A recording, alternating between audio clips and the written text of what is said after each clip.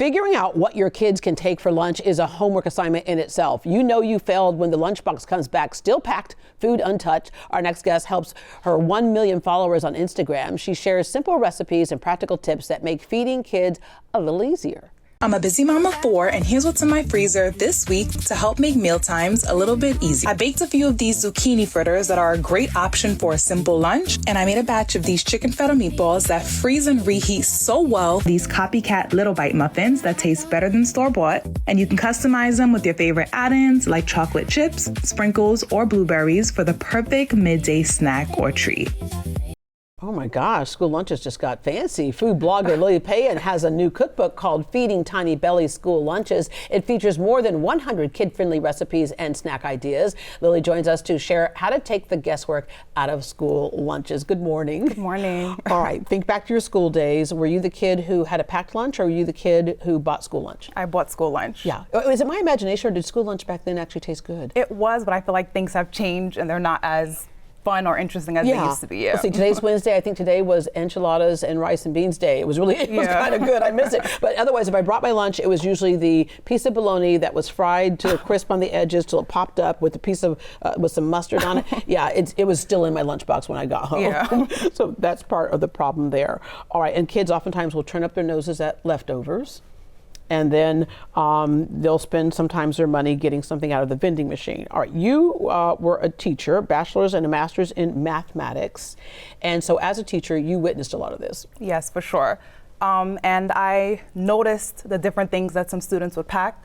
And I'd noticed that some of them would bring things that they'd enjoy, some of them brought things that they didn't enjoy, and just kind of seeing the variation between that was interesting to witness. And it kind of gave me ideas of when I have my own kids, how do I want to approach lunchtime? Yeah, we got 4 boys. Yeah. Oh my gosh, they probably all have 4 different choices of what they would like for. Yeah, they're right? completely different. Yeah, so all right, being a math teacher, you're used to explaining things and making it simple for folks. And so you shared ideas online. Did you have any idea, speaking of math, that it would add up to 1 million followers? Never, never. I just started off sharing my son's meals because I love creating meals for him at home. Mm-hmm. But then it just started resonating with other parents who were also looking for simple meals to make. But when it came to lunch packing and him going to school, that was a whole new because you were doing baby food before, and you kind of followed into the toddler world, and then after that became the what do I pack for lunch, which you would think, oh, that's easy. In the first week it is easy, and then it just gets laborious, and right? Things were coming back home full, and I was just wondering what was going on. So it took a lot of navigating to try to figure out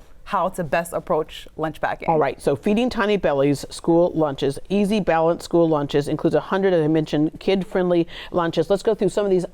These do not look like the lunches that I had growing up at all. Let's go through some of these ideas here that are practical, and your whole point was you had to make it something that's easy for people to do. Yes. So I brought 3 different lunch ideas, just kind of give you some variation as to what's in the book. So this first one is from a chapter in the book called Beyond the PB&J. Okay. So PB&J is a classic, but nowadays, well, a lot of schools say you can't bring it. You can't bring nuts anymore. Yeah. This one is what I like to call stuffed croffles.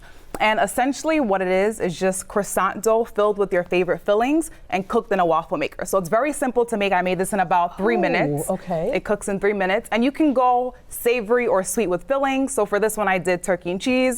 You could do a seed butter and banana. So whatever your child likes. But there's a lot of creativity and variation you could do with that. Yeah. I packed it with some apples. Granola butter is a great nut-free option. Okay, but here's what you did. You didn't just do apples. You made the apple fries. Yeah, apple fries. You made it look cool because kids love to be, cool with their lunches, and it gives them a point of conversation at school as well. They're still getting that apple, but it's something interesting to them. And it's such a small touch, and it only takes a few seconds to do, but it just is a small difference to make them smile when they open up their lunchbox. Yeah. And one trick with apples is to soak them in a saltwater soak, because my boys will not eat apples if they turn brown. They don't want to see any brown on their apples. Us. Yeah. Okay. So if you soak them in about a ratio of 1 cup of water to half a cup of salt for 5 minutes, and you rinse them off, they'll stay fresh in a lunchbox or in the fridge for up to 4 days with Did no you browning. Soak these right here? Yes. Okay. And they don't taste like salt. I tasted it. Yeah, you're right. It doesn't taste like salt. This is good. Yes. Good apple. All right.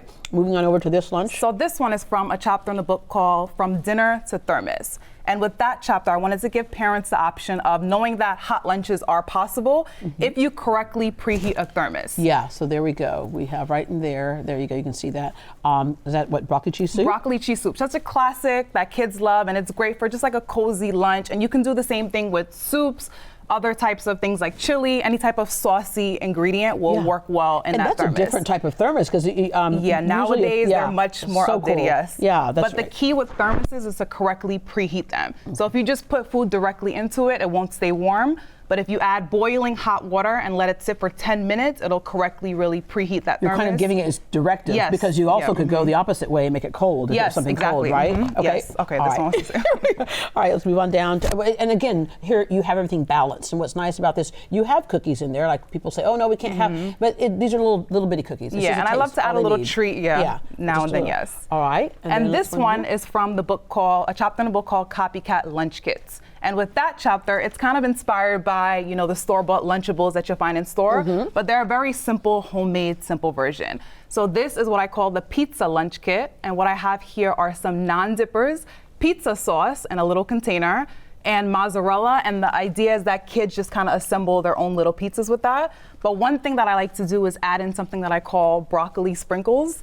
And essentially all it is just cutting off the tips of a broccoli floret and just adding it. That's a smart idea. And my boys, they won't eat broccoli. They're not the biggest fan, but in this format, they love sprinkling on their pizza, add a little color and texture, and it makes them much more receptive to trying it. You mentioned the Lunchables, so I was making homemade Lunchables, like with the pieces of cheese and the meat, and I used a cookie cutter to cut out like stars and hearts and all type of. He's like, "You made this, didn't you?" Yeah, so he caught me on that one. But the other thing you suggest is have kids take part in it. When they take ownership of something, then it becomes something that they're much more likely to eat the whole thing. Yeah, so kids are much more receptive to trying things like you mentioned if they're involved in the process. And you can involve them even in the smallest way. It doesn't have to be, letting them pick out their whole entire lunchbox if you don't want to go that far. You can do something as simple as just picking out the sides. So if you tell them where we're having cropples today, what do you want to have as your fruit?